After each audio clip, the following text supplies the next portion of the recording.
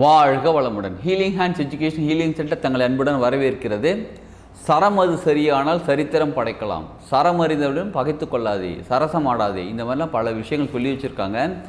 சரம் அப்படின்ற வார்த்தைக்கு நமக்கு தெரிஞ்ச விஷயம் என்ன தெரியுங்களா? தீபாவளி அன்றைக்கி சரம் பட்டாசு வெடிக்கிறது, அதே மாதிரி எறும்பு சரம் சரமாக ஊர்ந்து செல்கிறது, பூக்கள் சரம் சரமாக கட்டப்பட்டு இருக்கிறது. இதுதான் நம்ம இந்த வார்த்தைகள் கேட்டிருப்போம், அது படிச்சிருப்போம். ஆக்சுவலாக சரம்ன்ற வார்த்தைக்கு அர்த்தம் என்ன தெரியுங்களா? ஒரு நிகழ்வு தொடர்ந்து அடுத்தடுத்து நடந்துக்கிட்டே இருப்பது தான் சரம். இப்போ தீபாவளி பட்டாசு பாருங்கள், சரவெடி பாருங்கள், ஒன்று இங்கே இருக்கும், இன்னொன்று ஆப்போசிட்டில் இருக்கும். ஒன்று வெடிக்கும், அடுத்த வெடிக்கும், இந்த மாதிரி ஆப்போசிட்டில் நடந்து தொடர்ந்து நடக்கக்கூடிய நிகழ்வுக்கு பேர் தான் சரம். இது சரம் அது சரியானால் நம்ம சரித்திரம் படைக்கலாம் அப்படின்னு என்னென்னு கேட்குறீங்களா? சரம்ங்கிறது நம்ம மூச்சுக்காத்தோட சுழற்சி தாங்க. நமக்கு ஒரு மூக்கு இருக்குது, நல்லா கவனிச்சுக்கோங்க. நமக்கு இருக்கிறது ஒரு மூக்கு. இந்த ஒரு மூக்கில் 2 துவாரம் ஏன் வச்சுருக்கணும்? வாய் ஒன்று, சரிங்களா? வாயில் இந்த துவாரம்லாம் இங்கே உள்ளுக்குள்ளே அண்ணாக்கு இருக்குது, அது வேறு. கண் 2 தனித்தனியாக இருக்குது. மண்டை ஒன்று, மூளை ஒன்றுன்னு நினைக்கணும், இல்லை 2ன்னு வச்சுக்கோங்க, எப்படின்னு வச்சுக்கோங்க. ஆனால் இதெல்லாம் வெளி உறுப்புகள் பார்த்தா கை காலெலாம் தனித்தனியாக இருக்குது. ஆனால் மூக்கு மட்டும் ஒரே மூக்கு, 2 நடுவில் ஒரு டிவைடர் போட்டு துவாரம் இருக்குது. என்ன காரணம்னு கேட்டால், இது என்னோடய வலது பக்கம் ஒரு நேரத்தில் சரம் நடக்கும், இன்னொரு கொஞ்சம் நேரம் கழிச்சு 2 மணி நேரத்துக்கு அப்புறம் இடது பக்கம் சரம் மாறும்.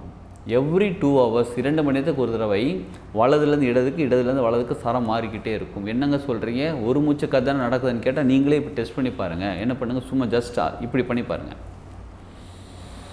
அதாவது கட்டை விரலை வச்சு, வலது கை கட்டை விரலை வச்சு வலது பக்கம் மூக்கை க்ளோஸ் பண்ணிக்கோங்க.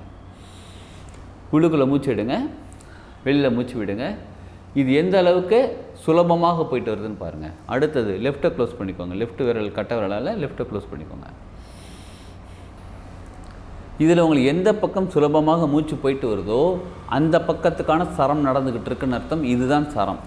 இந்த சரங்கிற விஷயம் இப்போ 2 வருஷத்துக்கு முன்னாடி 10 வருஷம் முன்னாடி நானே உட்காந்து கண்டுபிடிச்சேன்னா கிடையாது. இதெல்லாம் சித்தர்களால் இயற்றப்பட்ட, சித்தர்கள் நமக்கு கொடுத்த ஒரு அருமையான பொக்கிஷம். இதை பற்றி நிறைய விஷயம் நம்ம தெரிஞ்சுக்கலாம் அந்த கிளாஸில். இந்த சரம்ங்கிறது இருக்குது பாருங்கள், இது ரொம்ப ரொம்ப முக்கியமானது. இது வலது பக்கம் இடது பக்கம்னு தனித்தனியாக இருக்குது. இப்போ வலது பக்கம் இருக்கிற சரம்க்கு பேர் என்ன தெரியுங்களா?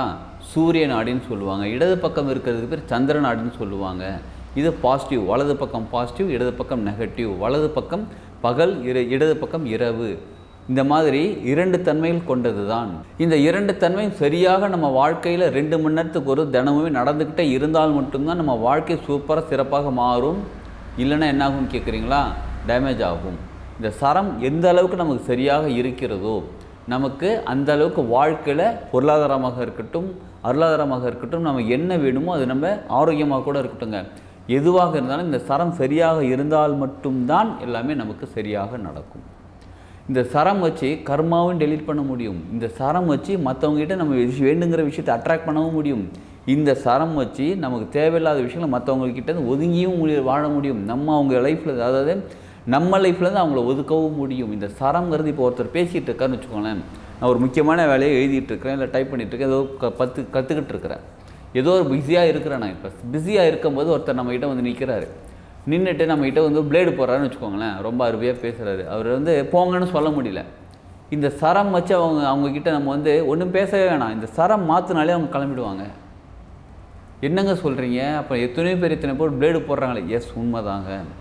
நம்ம ஒருத்தர்கிட்ட போய் பேச போகிறோம், ஒரு ஹையர் அஃபிஷியல் கிட்ட நம்ம பேச போகிறோம், ஒரு விஷயத்துக்காக நம்ம பேச போகிறோம் அப்படின்னா நம்ம சரம் பார்த்து அவங்கக்கிட்ட பேசும்போது நம்ம கேட்குற அவங்க செஞ்சு கொடுப்பாங்க. என்னங்க சாதாரண விஷயமா இது? ஒருத்தர்கிட்ட போய் பேசுகிறது. எஸ், ஆமாங்க, நீங்கள் சொல்கிறதெல்லாம் நீங்கள் நினைக்கிறதான் கரெக்டு தான். இந்த மூச்சு காற்று சரம்ங்கிறது அவ்வளோ ரொம்ப முக்கியமான விஷயம். இத்தனை வருஷம் நம்ம அதை தான் கவனிக்காமல் இருந்திருக்கிறோம். ஏன்னா யாரும் சொல்லித்தரலை. அப்போ இந்த சரம் சரியானாலும் எல்லாமே சரியாகுமா? எஸ், சரியாகும். உடம்பு சரியாகுமா? ஆமாம், சரியாகும். பொருளாதாரம் சேருமா? எஸ், சேரும். உறவுகள் சரியாக இருப்பாங்களா? எல்லாமே சரியாக இருப்பாங்க. வாழ்க்கையில் மாறுமா? நிச்சயமாக மாறும்.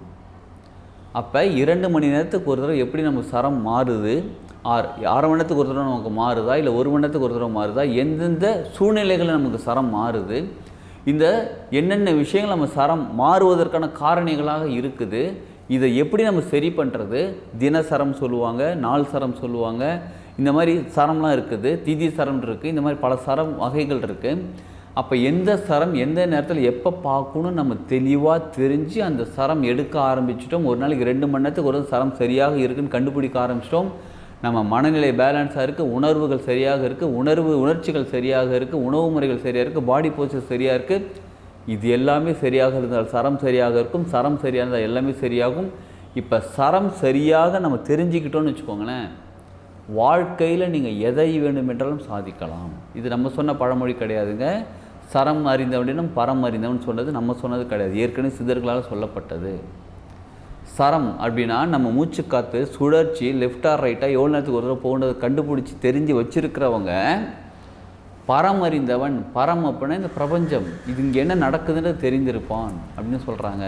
இந்த சரங்கிறத முழுமையாக பழக பழக பழக, இந்த சரக்கலைன்னு சொல்லுவாங்க, சர யோகம், இதை முழுமையாக பழக பழக பழக நமக்குள்ளே நம்ம உடம்பு ஆரோக்கியமாகவும் பல மாற்றங்கள் ஏற்பட்டு நம்ம வாழ்க்கை இன்னும் சூப்பராக இன்னும் சிறப்பாக மாற ஆரம்பிக்கும். சரி, ஓகே, நீங்கள் சொல்கிறதெல்லாம் புரியுது. நான் எங்கே போய் கற்றுக்கிறதுன்னு கேட்குறீங்களா? டிஸ்கிரிப்ஷனில் கூடிய காண்டாக்ட் நம்பர் ஆர் டிஸ்கிரிப்ஷனில் கூட வாட்ஸ்அப் லிங்க் இருக்குது பாருங்கள், குரூப் லிங்க், அதில் போய் ஜாயின் பண்ணிவிடுங்க. இந்த காண்டாக்ட் நம்பருக்கு வீடியோவில் இருக்கக்கூடிய காண்டாக்ட் நம்பர் காண்டாக்ட் பண்ணுங்கள். நிச்சயமாக உங்களுக்கான முழு தகவல் கொடுத்து நீங்கள் அந்த கிளாஸில் ஜாயின் பண்ணி நிச்சயமாக உங்கள் வாழ்க்கையை மாற்றிக்கொள்ள முடியும். இந்த கிளாஸில் என்னெல்லாம் சொல்லி தருவோம் அப்படின்னா, சரக்கலை மட்டும் கிடையாதுங்க, சரம் எப்படி மாற்றுறது, சரங்களால் என்னென்ன நன்மைகள் மட்டும் கிடையாதுங்க, கிரகங்களுக்கும் நமக்கும் என்ன சம்பந்தம் இருக்குது, அந்த கிரகங்களோட எனர்ஜி சரம் மூலியமாக எப்படி சரியாக எடுத்துக்கொள்வது, இதையும் நம்ம கற்றுக்கலாம். கற்றுக்கிட்டு நம்ம வாழ்க்கையை நிச்சயமாக அடுத்த நிலைக்கு உயர்த்தலாம். வேறு டீட்டெயில் எதுவாக இருந்தாலும், உங்களுக்கு இதை பற்றி எந்த சந்தேகங்களாக இருந்தாலும் நீங்கள் இந்த நம்பருக்கு காண்டாக்ட் பண்ணுங்கள். நிச்சயமாக உங்களுக்கு முழு தகவல் கொடுக்கப்படும். நீங்கள் கலந்துக்கோங்க, கிளாஸில் கலந்துக்கிட்டு, அதாவது வாழ்க்கையில் இன்னும் எத்தனையோ விஷயங்கள் நம்ம கற்றுக்கிட்டு இருக்கோம். இந்த விஷயம் கற்றுக்கிட்டால் நம்ம வாழ்க்கையே மாறக்கூடிய விஷயமாக இருக்கும்.